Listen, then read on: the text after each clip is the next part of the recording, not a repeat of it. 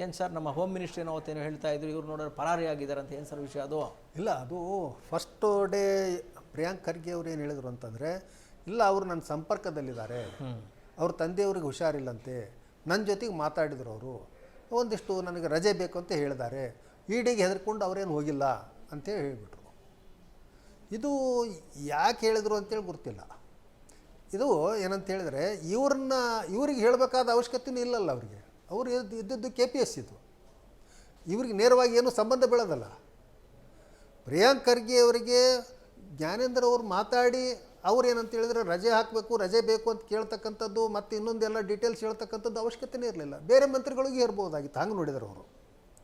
ಅದು ಯಾಕೆ ಅಂತಕ್ಕಂಥದ್ದು ಅದು ಯಕ್ಷ ಪ್ರಶ್ನೆ ಆಗಿದೆ ಈಗ. ಅದು ಅವ್ರು ಯಾಕೆ ಡಿಫೆಂಡ್ ಮಾಡಿಕೊಂಡ್ರು ಅವ್ರನ್ನ, ಇಲ್ಲ ಅದಕ್ಕಾಗಿ ಹೋಗಿಲ್ಲ, ಇನ್ನು ಬರ್ತಾರೆ ಹಾಗೆ ಅಂತೇಳಿ ಈಗ ಬೇರೆ ರೀತಿಯಿಂದ ಹೇಳ್ತಾ ಇದ್ದಾರೆ. ಇಲ್ಲ, ನಾವು ಯಾರನ್ನೂ ರಕ್ಷಣೆ ಮಾಡ್ತಾ ಇಲ್ಲ ನಾವು ಅಂತೇಳಿ. ಅಲ್ಲ, ನೀವ್ಯಾಕೆ ರಕ್ಷಣೆ ಮಾಡೋಕ್ಕೆ ಹೋಗ್ತೀರಿ? ನಿಮ್ಮ ಮೇಲೆ ರಕ್ಷಣೆ ಮಾಡ್ತಾ ಇದ್ದೀರಿ ಅಂತಲೂ ಯಾರೂ ಹೇಳಿಲ್ಲ. ಅದು ತನ್ನ ಪಾಡಿಗೆ ತಾನು ಎನ್ಕ್ವೈರಿ ನಡೀತಾ ಇದೆ ಈಗ. ಹಾಗೆ ಈಗ ಇದ್ರದ್ದು CIDದು ಅದು ಇದು ಎಲ್ಲ ಎಂಟ್ರಿ ಆಗ್ತಾ ಇದೆ, ED ಇದೆ.